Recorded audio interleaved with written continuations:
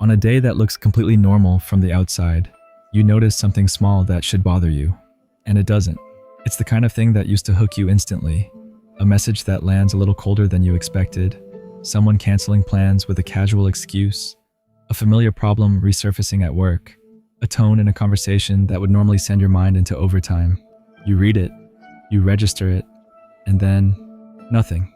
No spike, no inner argument, no urgent need to fix it, explain it, decode it, or prove you're fine.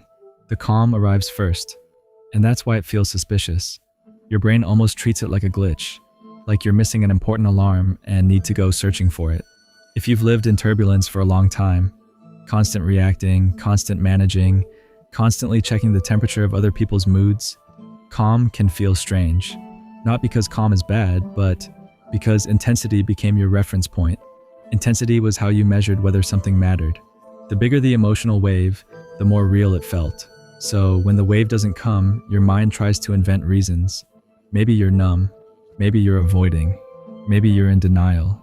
Maybe you're just too tired to care. And sometimes you are tired. But there's another possibility. One that's both simpler and harder to accept. The emotional charge is disappearing because the chapter is ending. That's the quiet ending nobody warns you about. Not the ending with a big fight, a final speech, a dramatic decision, or a clean door slam.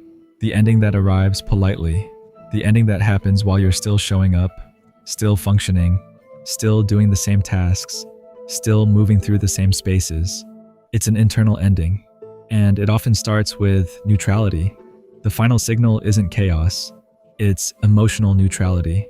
You can feel it when the things that used to trigger you start passing through without friction.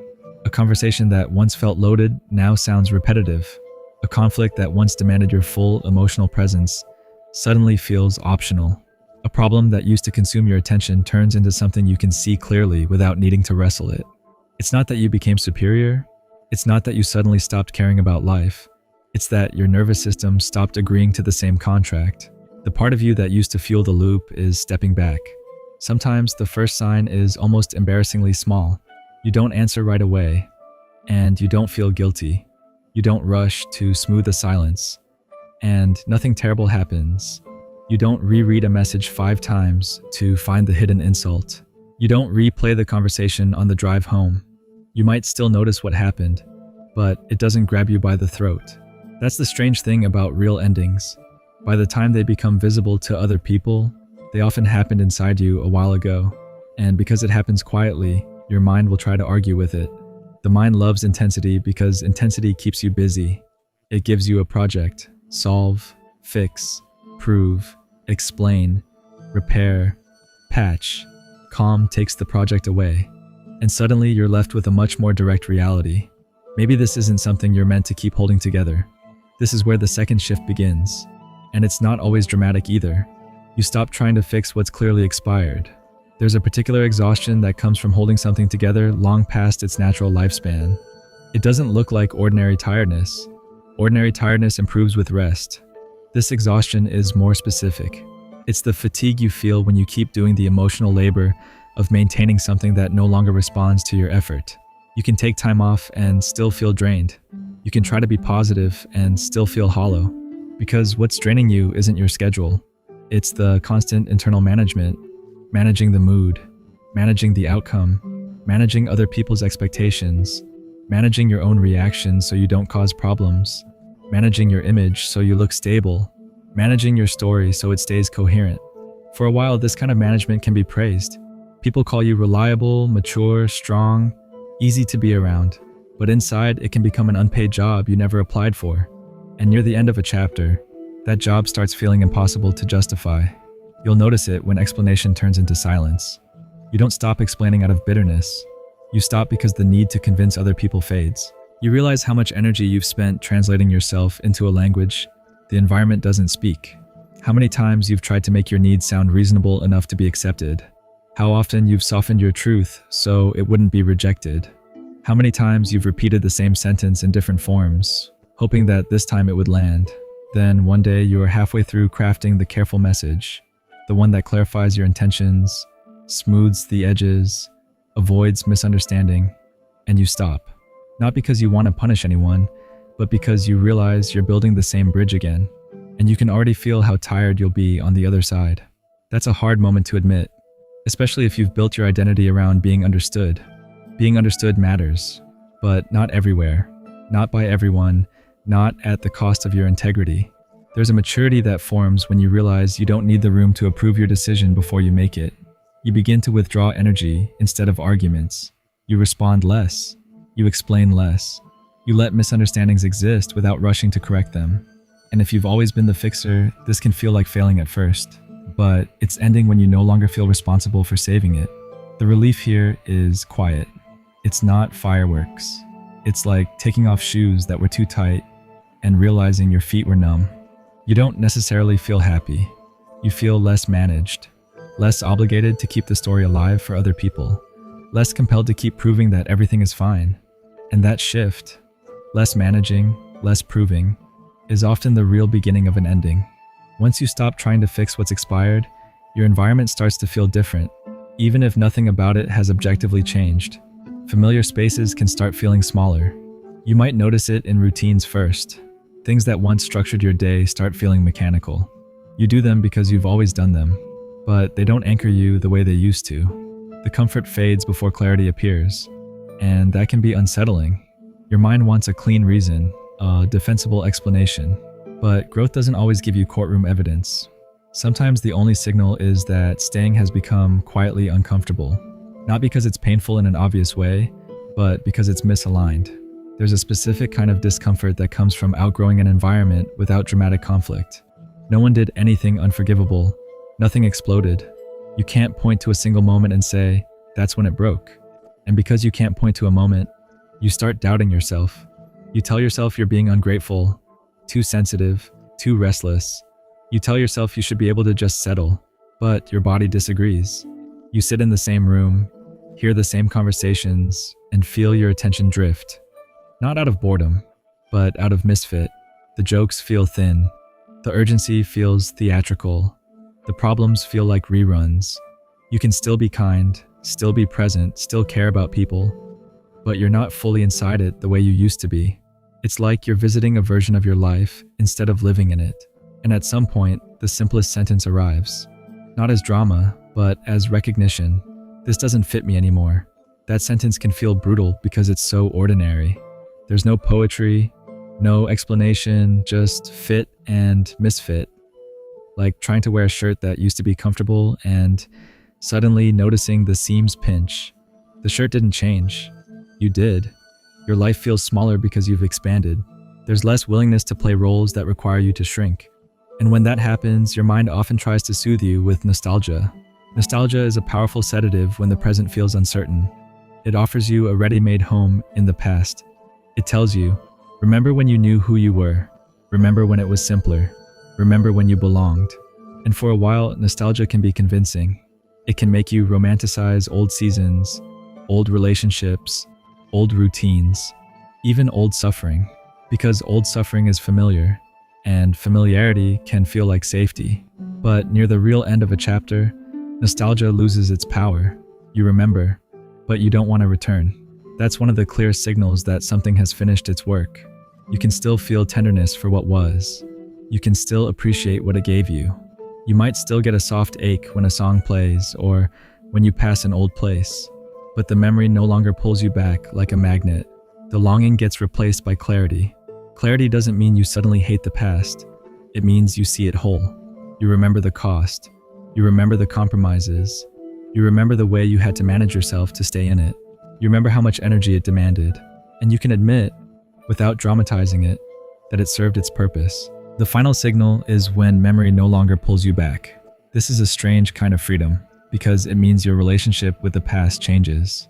You stop confusing familiarity with fate.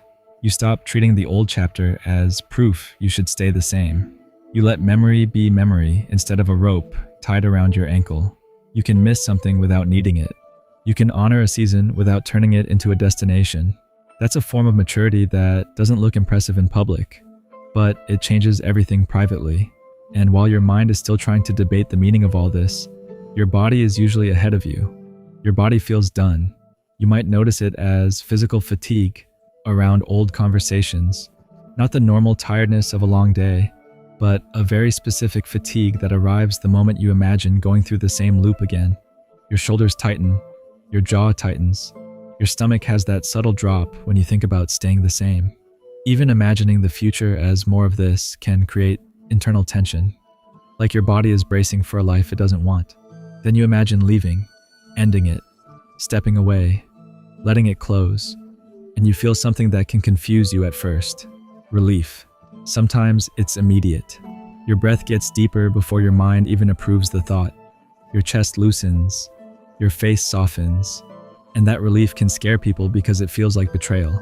If I feel relief, does that mean I never cared? If I feel lighter, does that make me a bad person? If I'm not devastated, does it mean it wasn't real? But relief isn't betrayal. Relief is your nervous system recognizing safety. It's your system saying quietly, we don't have to do this in that way anymore.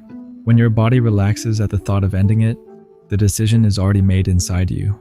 The rest is timing, grief, and logistics. It's paperwork, not uncertainty. And grief can still be there. It's just different now.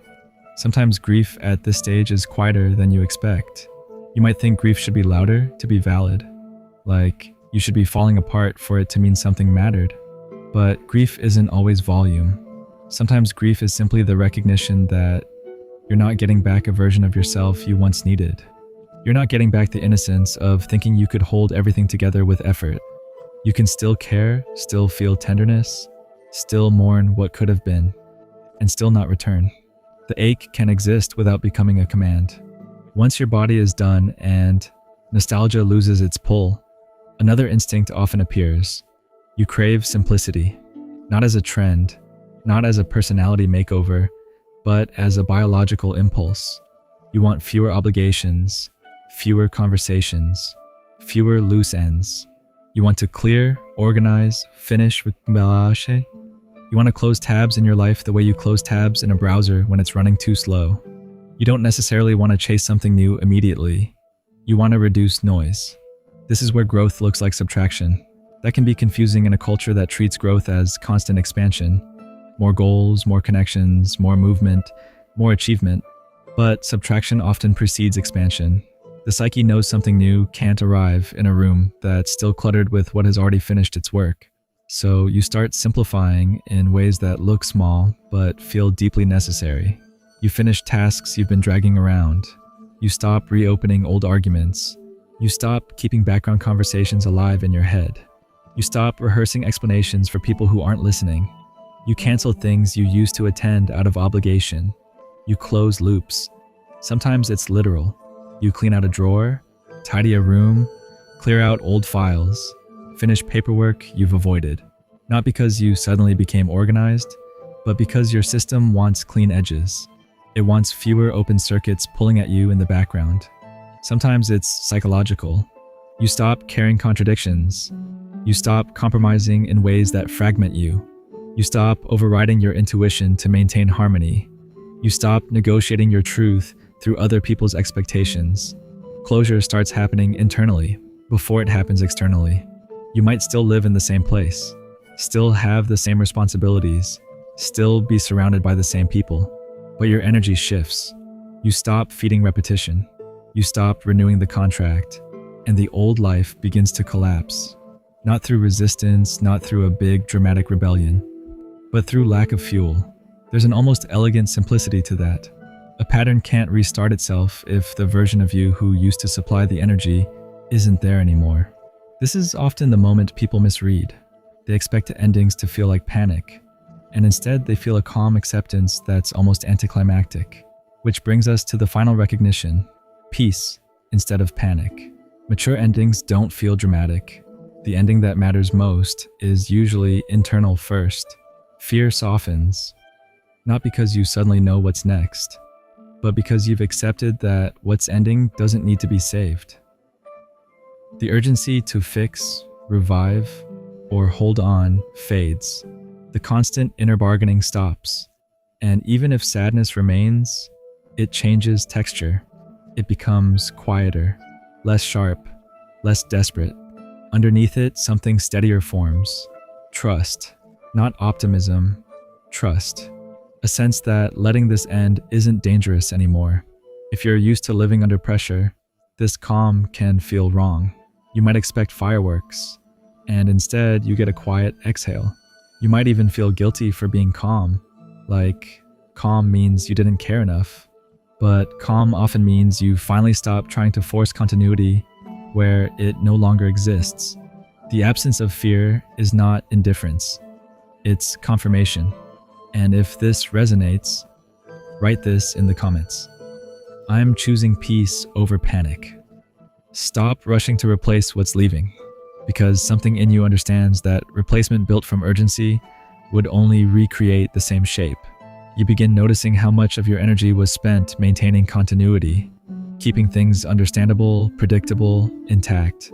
Without that constant project, there's a strange spaciousness in your inner world. Time feels different. Decisions feel lighter, even when they're unclear. You don't need the next chapter to justify the end of the last one. You don't need a perfect plan to validate your calm.